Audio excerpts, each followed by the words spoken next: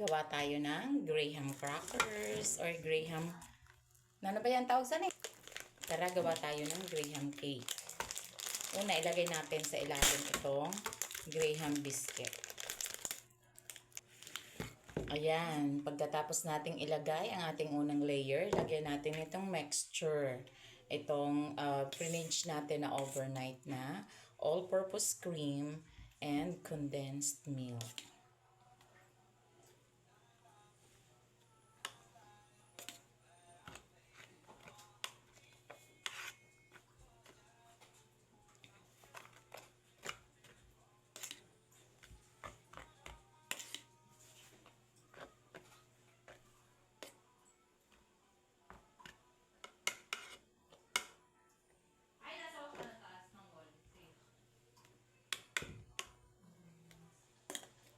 Tapos, lagyan natin ng toppings na mangga.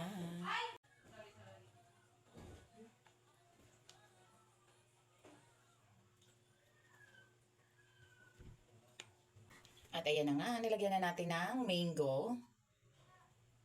At pagkatapos, lagyan natin ng panibagong layer ng crackers.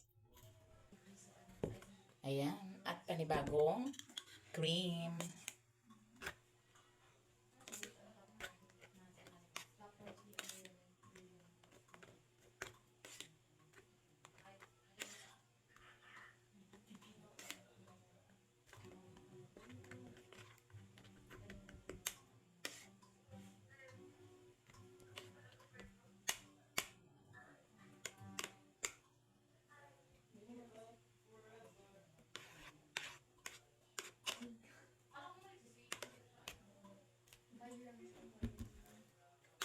Okay, eto na. Pagkatapos ay lagyan natin ng, this time, not mango anymore, kahit panghalman. Kaya marshmallow ang ilalagay natin.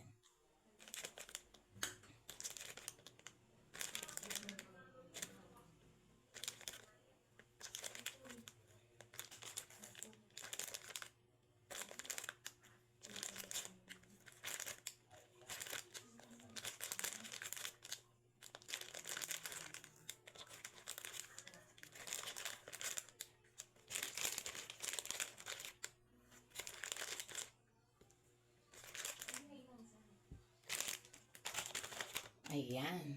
Pagkatapos ay, lagyan ulit natin ng toppings na crackers. And this is now my finished product. Palamigin na lang natin at kainan na.